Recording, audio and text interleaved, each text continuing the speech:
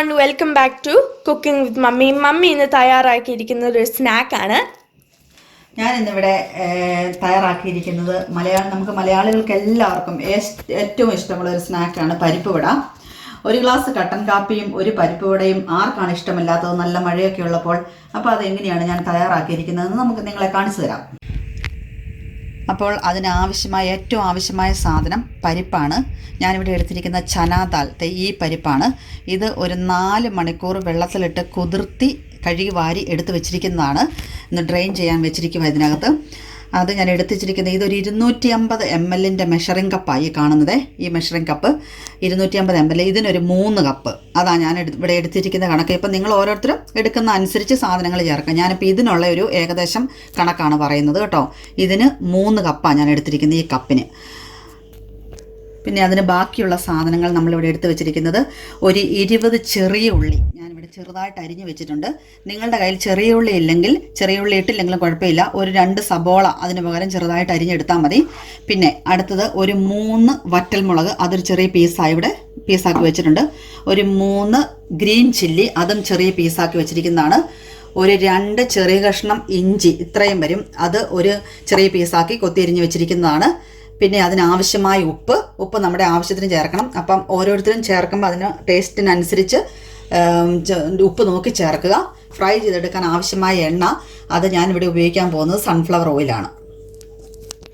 അപ്പോൾ ഈ പരിപ്പ് നമ്മൾക്ക് ഒന്ന് മിക്സിയുടെ ഈ ജാറിലേക്ക് ഇട്ടൊന്ന് ക്രഷ് ചെയ്തെടുക്കണം. മൊത്തം അങ്ങ് അരക്കരുത്, ഒട്ടും വെള്ളം ചേർക്കുകയും ചെയ്യരുത്. അപ്പം നമ്മളുടെ പരിപ്പ് ഞാനൊരു മിക്സിയുടെ ജാറിലേക്ക് മാറ്റിയിട്ടുണ്ട്. അരയ്ക്കുന്നതിന് മുമ്പായിട്ട് ഞാനൊരു 2 ടേബിൾ സ്പൂൺ കുറച്ചെടുത്ത് മാറ്റി വെച്ചു. അത് നമുക്ക് നല്ല ക്രഞ്ചി ആയിട്ട് വരും ഇതിങ്ങനെ. അതാ പരിപ്പായിട്ട് തന്നെ ഇടണം അതിനകത്ത്. അപ്പം ഞാനിത് ഇതിനകത്ത് വെച്ച് ഒട്ടും വെള്ളം ചേർക്കാതെ ജസ്റ്റ് ഒന്ന് ക്രഷ് ചെയ്തെടുക്കുന്നേ ഉള്ളൂ. അതിന് ക്രഷ് ചെയ്തതിനായിട്ട് എടുക്കുന്നത് മിക്സിയുടെ ഈ റിവേഴ്സിലുള്ള വിപ്പുണ്ടല്ലോ, അതിലേക്ക് വേണം ചെയ്യാൻ. ജസ്റ്റ് ഒന്ന് ക്രഷ് ചെയ്താൽ മതി. അപ്പോൾ ഒന്ന് ക്രഷ് ചെയ്തെടുക്കാവേ. ഇപ്പം നമ്മളുടെ പരിപ്പ് ഞാൻ നല്ലതായിട്ട് ക്രഷ് ചെയ്തെടുത്തിട്ടുണ്ട് കേട്ടോ. ഏകദേശം ഈ ഒരു പരുവത്തിൽ ഇങ്ങനെ ഇരിക്കണം, ഒട്ടും വെള്ളം ചേർക്കാതെ അരച്ചെടുത്തിട്ടുണ്ട്. അതിനുള്ളിലേക്ക് ഞാൻ ആദ്യമേ തന്നെ നമ്മൾ മാറ്റി വെച്ചിരുന്ന പരിപ്പില്ലേ, ആ 2 ടേബിൾ സ്പൂൺ അതങ്ങോട്ട് ഇട്ട് കൊടുത്തു. അതിനുശേഷം നമ്മൾ അരിഞ്ഞു വെച്ചിരുന്ന സാധനങ്ങൾ ഓരോന്നായിട്ട് കൊടുക്കാം. ഉള്ളി, ഇഞ്ചി, അരിഞ്ഞു വെച്ചിരുന്ന ഇഞ്ചി, വറ്റൽമുളക്, ഗ്രീൻ ചില്ലി, ഏറ്റവും ലാസ്റ്റ് ഒരു കാര്യം ആദ്യം ഇൻഗ്രീഡിയൻസ് എടുത്ത് വെച്ചില്ല, കറിവേപ്പില, ആവശ്യമായ ഉപ്പ് ചേർത്ത് കൊടുക്കണം. അതിന് ഞാനിവിടെ 1 ടീസ്പൂൺ ഉപ്പ് അങ്ങോട്ട് ചേർത്ത് കൊടുക്കുവാണ്. നിങ്ങളുടെ ആവശ്യം, അത് കഴിഞ്ഞ് നമ്മൾ നോക്കിയിട്ട് കുറച്ചുള്ളെങ്കിൽ അതനുസരിച്ച് നമ്മൾ ഉപ്പ് വീണ്ടും ചേർത്ത് കൊടുക്കണം. അപ്പം ഇനി ചെയ്യേണ്ടത് എന്താണെന്ന് വെച്ചാൽ ഇത് ശരിക്കും ഒന്ന് മിക്സ് ചെയ്യണം.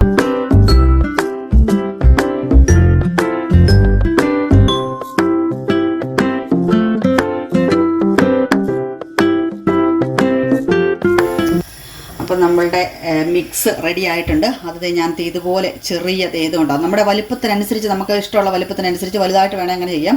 ഞാൻ ഈ ഒരു വലുപ്പത്തിനായിട്ട് എടുത്തിരിക്കുന്നത്. ഇത് നമ്മുടെ കൈയുടെ വെള്ളയിലോട്ട് വെച്ചിട്ട് ഇങ്ങനെ വെച്ചിട്ട് ഒന്ന് പ്രസ് ചെയ്യുക. ഇങ്ങനെ ഒന്ന് പ്രസ് ചെയ്യുകയാകാവുള്ളൂ, ഇച്ചിരി നല്ലതായിട്ട്. അപ്പോൾ ഏകദേശം കാണാം പരിപ്പ് വടയുടെ ഈ ഒരു സൈഡ് കട്ടി കുറഞ്ഞും നടുവ് ഇച്ചിരി കട്ടിയിലോ അങ്ങനെയാണ് പരിപ്പ് വട വരേണ്ടത്. ഇങ്ങനെ ഇരിക്കും. അപ്പം നമുക്കത് എണ്ണയിലോട്ട് ഇട്ട് കൊടുക്കാം. ഇങ്ങനെ ഇട്ട് കൊടുക്കുക.